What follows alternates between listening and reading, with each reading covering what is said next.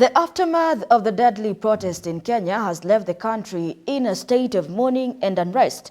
Despite President William Ruto's decision to withdraw the controversial finance bill, the youth-led protest movement has continued to demand his resignation. Families of the victims, struggling to come to terms with their loss, have expressed outrage over police use of excessive force, including live bullets against peaceful demonstrators. The president now faces the most serious crisis of his two-year presidency as the protests have evolved from online condemnations of the tax hikes into mass rallies calling for political overhaul. Susan Nganga with the details. A day after the president bowed to pressure and withdrew the controversial finance bill, the Kenyan youth still have no faith in the government and shifted their demands to the president's resignation, with some vowing to occupy State House until he steps down and new elections are held. The protest highlighted the deep frustrations of many Kenyans, especially the youth. They showed up in different streets of the country, but some with a different motive. Mombasa and Kitale youth showed up to do a candle lighting in honor of the fatalities in the Tuesday protest.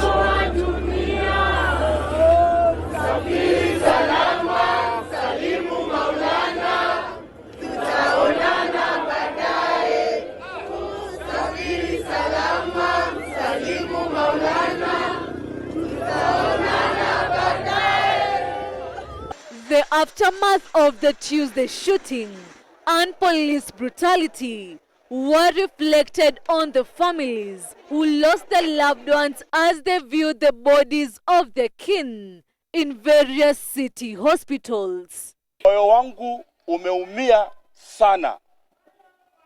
Niko na machungu ndani ya moyo wangu kwa ajili tu ya mtoto wangu Caroline, mtoto ambaye nilikuwa nimejivunia, nikijua huyu mtoto ndio atanitetea kwa maisha yangu ninapoendelea kuseeka. Pigs could not breathe anymore. We walked with him a few meters and he collapsed, claiming that before he collapsed he claimed that the tear gas had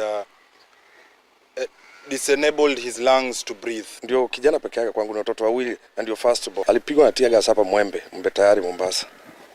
Kisha nikaitwa kazini, nikifika hapo tukimpeleka hospitali, akawa shakata roho. Mimi kitu naomba tu ni justice kwa mtoto wangu kijana. The protest resulted in at least 23 deaths nationwide, with Nairobi accounting for 18, and Mombasa, Isiolo and Kakamega each recording 1 death. Our data also shows that we had over 360 injuries reported yesterday from the protests. And then we had about 50 arrests recorded also in our data. We continue to monitor that and we'll be updating the data as we go. Last night we had of Githurai and... The president is grappling with the most serious crisis of his 2-year-old presidency, as the youth-led protest movement has grown rapidly from online condemnations into mass rallies demanding a political overhaul.